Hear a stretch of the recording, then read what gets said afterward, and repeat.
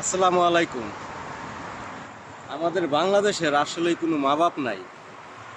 ভাবছিলাম নতুন সরকার আইছে, হয়তো দেশটা ঠিক হইব, মা বাপ পাইছে কোনো ফিরা। কিন্তু দেখছি এখন আরো বেশি এতিম হয়ে গেছে আমাদের দেশটা।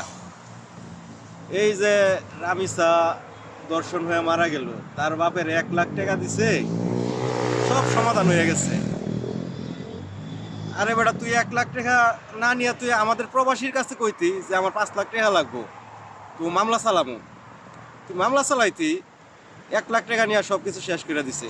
আবার আজকে একটা ঘটনা ঘটছে, আমার বাড়ি ভৈরব কালিকা প্রসাদ চরের কান্দা, কিন্তু আমাদের এলাকার পাশেই কুলিয়ারচরে এক মসজিদে মনে করেন প্রতিবন্ধী মেয়ে মসজিদে প্রতিদিন হুজুরে মনে করেন খাবার নিয়ে যাইতো, 3 বেলা খাবার নিয়ে যাইতো।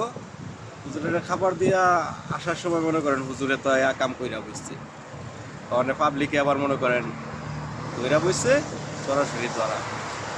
এখন তো মনে করেন পাবলিকে গণদুলাই দিব। পরবর্তী আপডেট পাইলে জানা মনে। আর রামিসা হত্যার পরে আজকে 3-4 দিন গেল, 3-4 দিনের প্রতিদিনই 2টা-3টা করে মনে করেন দর্শন হইতাছে, তাও সব শিশু বাচ্চা। এবার মনে করেন চিন্তা করেন দেশটা কোন জায়গায় গেছে।